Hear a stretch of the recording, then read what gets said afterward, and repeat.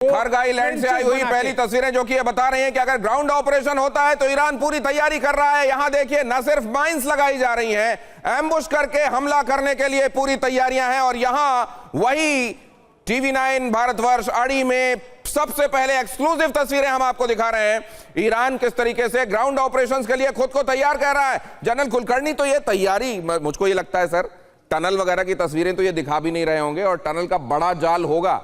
और उधर ये इजराइल समझ चुका है कि टनल से निपटना बड़ा मुश्किल हो जाता है। हमास वाले केस में वो देख चुके हैं गाजा में, यहां ये मुश्किल तो आएगी इनके सामने। दिनेश, जो आप कह रहे हैं, आप कौन सोच सकता था कि गाजा पट्टी में 400 किलोमीटर का अंडरग्राउंड टनल था।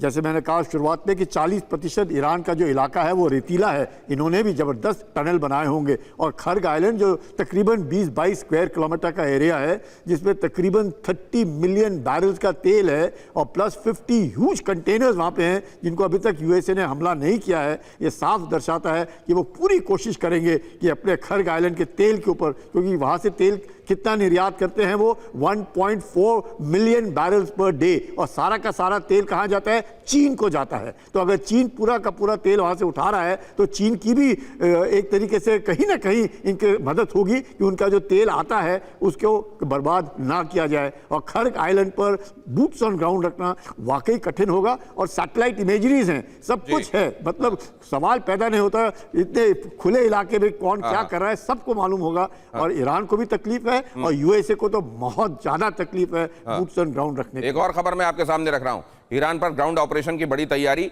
बहुत जल्द शुरू हो सकता है अमेरिकी ग्राउंड ऑपरेशन, रिपोर्ट्स ऐसा बता रही हैं। खर्ग द्वीप पर ग्राउंड ऑपरेशन का काउंटडाउन शुरू हो गया है, मतलब खर्ग पर ही धावा बोलने की तैयारी है क्या? US सीनेट के अध्यक्ष और 3 सांसदों ने संकेत दिए हैं, रिपोर्ट्स बता रही हैं। अधिकारियों के हवाले से वॉल स्ट्रीट जर्नल की यह रिपोर्ट है।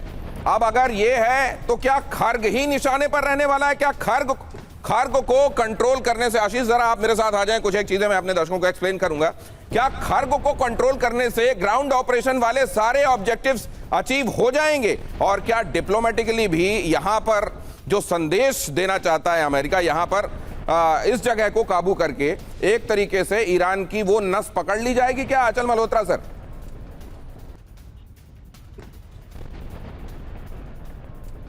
ट्रंप इस चीज में माहिर है, अपने गोल पोस्ट बदलते रहे हैं। खर्ग पे कैप्चर कर लेना, खर्ग को कैप्चर कर लेना तो इकोनॉमिक सेटबैक तो बहुत है ईरान के लिए। लेकिन जो इतने उन्होंने उनके जो स्टेटेड ऑब्जेक्टिव्स हैं, 5 तो उन्होंने खुल के बोले हैं। उनकी ऑफिशियली उन्होंने जो रिजीम चेंज की बात करी है, न्यूक्लियर और बैलिस्टिक मिसाइल प्रोग्राम्स को निश्चित करने की बात करी है, और उनके प्रॉक्सीज को खत्म करने की बात करी है। और इस तरह के जितने भी उनके जो स्टेटेड ऑब्जेक्टिव्स हैं, उनमें से तो एक भी पूरा नहीं होगा। खर्ग को आपने कैप्चर कर लिया तो that's not the end. And तो वही है ना, वही रिजीम चल रही है, वही आपको परेशान करती रहेगी, वही आपको बाद में हो सकता है गोरिल्ला वॉर टैक्टिक्स शुरू कर देगी, वहां आपका रहना मुश्किल। ठीक है सर, आप अपनी बात पूरी कीजिए, तब तक मैं विजय को ये कह दूं, विजय ये तस्वीरें तैयार कीजिए, फौरन ये वीडियो तैयार कीजिए, हम अपने दर्शकों को दिखाएंगे, मैं आपको भेज रहा हूं। लेकिन तब तक ये जो कहा जा रहा है, अब इसको जरा मैं आपको ये दिखाता हूं, इसको बहुत ध्यान से देखिए। अमेरिकी यहां पर अब उद्देश्य क्या है और क्या वो उसमें कामयाब होंगे।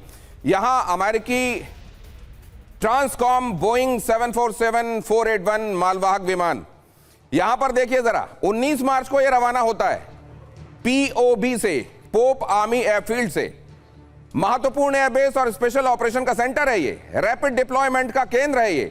20 मार्च को ये यहां रुकता है सोफिया में और फिर ये जिबूती की तरफ रवाना होता है। और ये ध्यान रखिए कि जब ये सब चल रहा था तब तक तो अभी सीज फायर वाली बातें भी शुरू नहीं हुई थी। आशीष, क्या दिखता है इससे? 3 दिन का गैप था एग्जैक्टली जब 19 और 20 को ये मूवमेंट हो रहा था, जो कि 82nd एयरबोर्न डिवीजन, जो कि एक्सपीडिशनरी और एयरबोर्न ऑपरेशन के लिए, एक तरह से अगर दर्शकों को, इंडियन हमारे जो व्यूअर्स हैं उनको कॉन्टेक्स्ट में देने के लिए एग्जांपल दूं, तो हमारी जो पैरा स्पेशल फोर्सेज होती हैं उस तरह का आप ये मान के चलिए कि इस तरह का एक डिवीजन है जो कि खर्ग या फिर लैंड इन्वेजन के लिए इस्तेमाल किया जाएगा। ये 19 और 20 को मूवमेंट हो रहा था पोप आर्मी बेस से सोफिया, सोफिया से सीधा जिबूती, और ये तब जब 2-3 दिन बाद ये तैयारी हो रही थी और 2-3 दिन बाद डोनाल्ड ट्रंप इसके कहते हैं कि हम अब बातचीत कर लेंगे, हम एक डील साइन कर लेंगे, यानी कि उनकी कथनी और करनी में बहुत फर्क था। और ये फर्क आपको इस मूवमेंट पर दिखाई देगा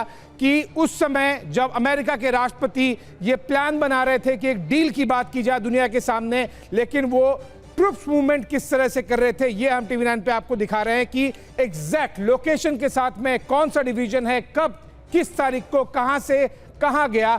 और अब जिबूती पे लाने का मतलब है कि कुछ घंटे लगेंगे, अब दिन नहीं लगेंगे, कुछ घंटे लगेंगे, जब भी इफ एंड व्हेन जो कहा तो जाता इसका है। मतलब यह है प्रोफेसर अमिताभ कि केवल ये बहाना है खुद को तैयार करने का, वक्त दिलाना है, केवल ये सीज फायर वाली बातें खुद को तैयार करने का टाइम बाइंग है और कुछ नहीं है।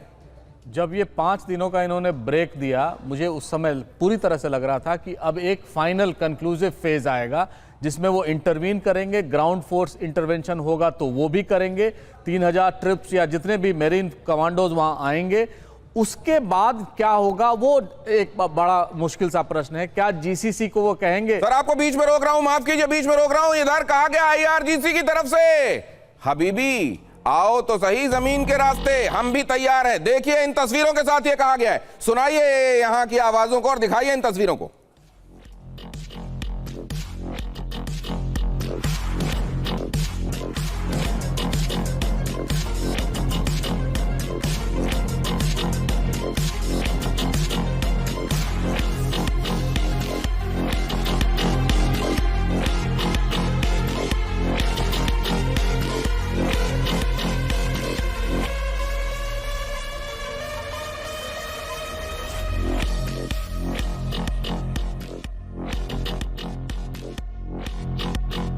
तो ग्राउंड ऑपरेशन अगर अब इनएविटेबल हैं और अब ग्राउंड ऑपरेशंस अगर आप देखने ही वाले हैं तो ये देख लीजिए ईरान की तरफ से जारी किया गया है। अब इसको आप प्रोपेगेंडा वीडियो कहेंगे IRGC का, या उसकी तैयारियों के बारे में उसने पहले से बता दिया है, ये आप फैसला कीजिए। क्योंकि पहले भी वीडियो उसने जारी किए थे कि हमारी मिसाइलों से बचकर रहना, उसको गंभीरता से नहीं लिया गया था अमेरिका की तरफ से। इस बार ये वीडियो जारी किया गया है। इससे ज्यादा आज वक्त इजाजत नहीं दे रहा है। बहुत धन्यवाद करूंगा आप सभी का मेरे साथ आज की शाम चर्चा में जुड़ने के लिए। बहुत धन्यवाद प्रोफेसर आंचल सर, आज आप स्टूडियो में नहीं थे, यहां होते तो और आनंद आता। बहुत धन्यवाद आपका भी और हमारे दर्शकों का भी बहुत धन्यवाद। Thank you so much.